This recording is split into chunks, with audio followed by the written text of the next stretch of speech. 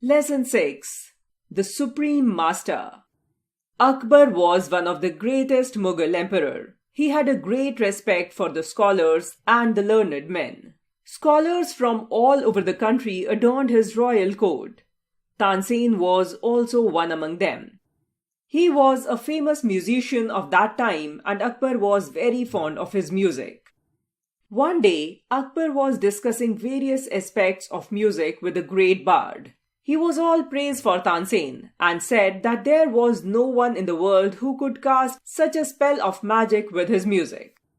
Tansen said politely, "Your Majesty, I am only a humble pupil of my great master Swami Haridas. I have not mastered even a fraction of my master's technique, grace or charm. What am I beside him whose music is a rhythmic flow of divine harmony, beauty and charm in sound?" "What?" The emperor was taken aback. "Is there anyone else who can sing better than you? Is your master such a great musician?" "Your Majesty, I am no match to him," the great bard humbly replied. "Then I must hear his music for once," the emperor insisted. "Send him the message that the emperor wants to hear him singing." "I beg your pardon," Tansen said. "But if you really want to hear his divine music, then you have to go to his ashram in the Himalayas." Emperor though he was, Akbar was not at all proud. He at once decided to go to the Swami's ashram in the Himalayas. So he, along with Tansen, left for the Himalayas where the great Swami dwelt. On the way, Tansen had already warned the emperor that the Swami would sing only if he wanted to.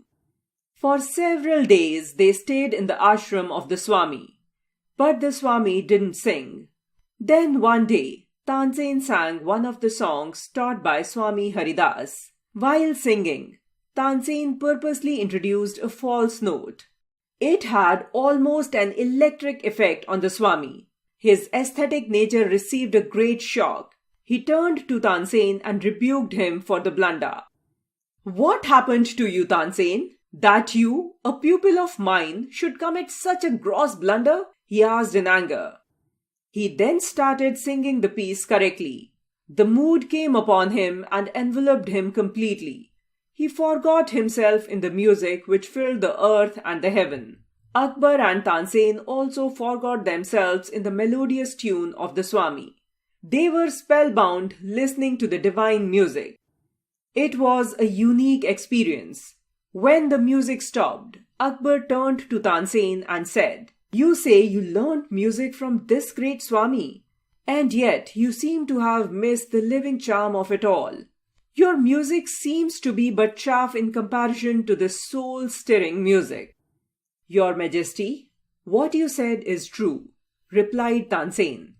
"It is true that my music is dull and lifeless in comparison to the living harmony and melody of my master. But then there is a difference.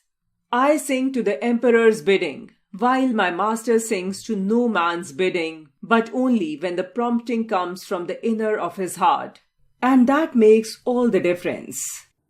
Akbar was speechless at the frank confession of Tansen.